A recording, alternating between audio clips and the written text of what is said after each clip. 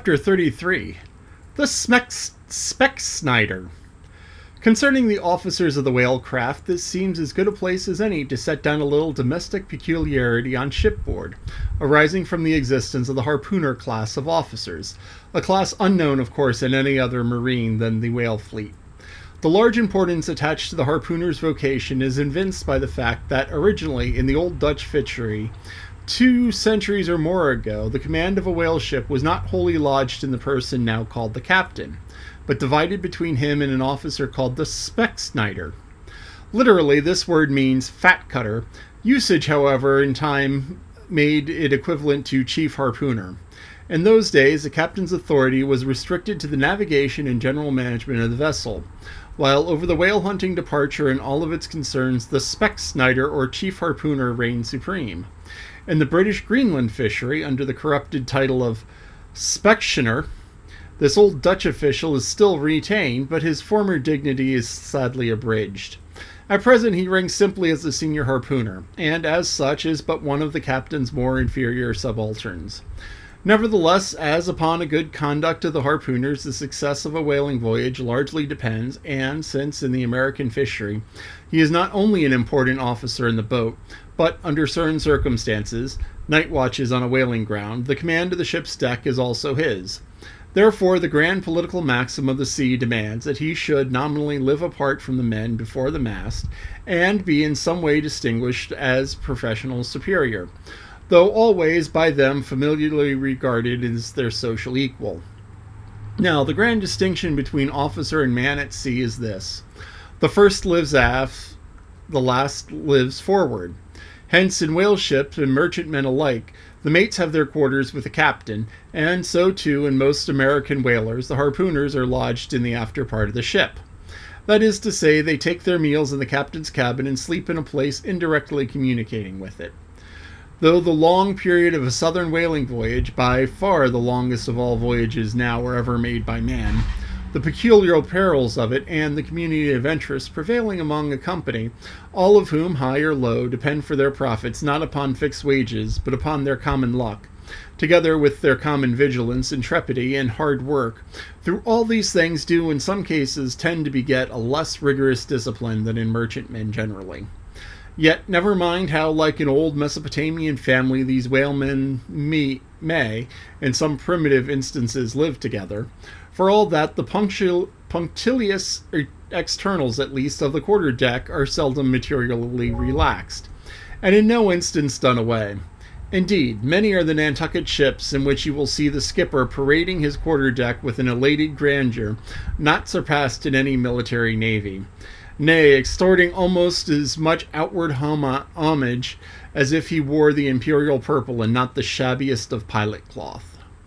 And though of all the men the moody captain of the Pequod was the least given to that sort of shallowest assumption, and though the only homage he ever exacted was implicit, instantaneous obedience, though he required no man to remove his shoes from his feet ere stepping on the quarterdeck, and though there were times when, owing to his peculiar circumstances connected with the events hereafter detailed, that he addressed them in unusual terms, whether of condescension or in terrorum or otherwise, yet even Captain Ahab was by no means unobservant of the paramount forms and usages of the sea.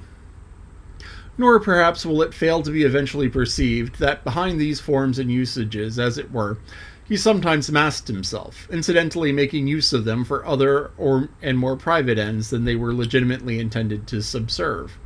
That certain sultanism of his brain, which had otherwise in a good degree remained unmanifested, through those forms the same sultanism became incarnate in the irresistible dictatorship.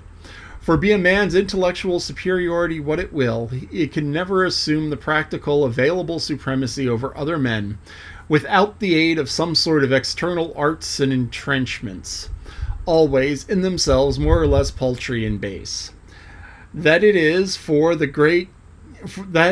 forever keeps God's true princes of the empire from the world's hustings, and leaves the highest honors that this era can give to those men who become famous more through their infinite inferiority to the choice hidden handful of the divine inert than through their undoubtedly superiority over the dead level of the mass.